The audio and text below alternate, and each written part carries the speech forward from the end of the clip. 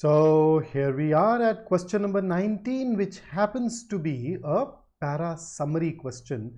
We go through a paragraph and go ahead and choose the best summary from the 4 choices. So this essentially talks about a staffing crisis in English schools where they are struggling to find teachers, and that is leading to some not so desirable outcomes. Now, if we go to the answer choices and start evaluating, says the staffing crisis in English schools is worsening day by day and the attainment gaps are increasing in disadvantaged schools. Okay, this part is right. The first half is right, but the second half says the attainment gaps are increasing.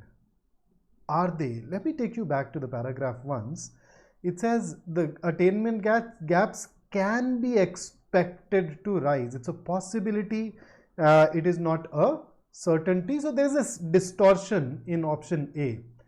B, the government is responsible for the worsening staffing crisis in England, which has affected disadvantaged schools and areas.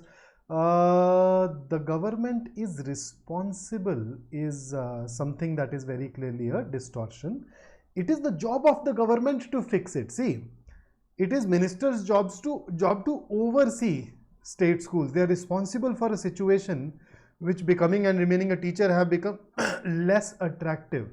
So, but then to say that the government is responsible for the worsening staffing crisis in England will be too narrow, too extreme, and the tone will also not be in sync. C, the staffing crisis in English school has resulted in difficulties for schools. Yes, especially for disadvantaged schools where attainment gaps are likely to increase. That's better. So you notice the flaw that we identified in A has been fixed by C. So C, that makes C better. D, the government of England is solely responsible. Solely is a problem. There is nothing in this paragraph that says that they are the only ones who are responsible. Moreover, look at this, know that this is something that has been building for a decade, right?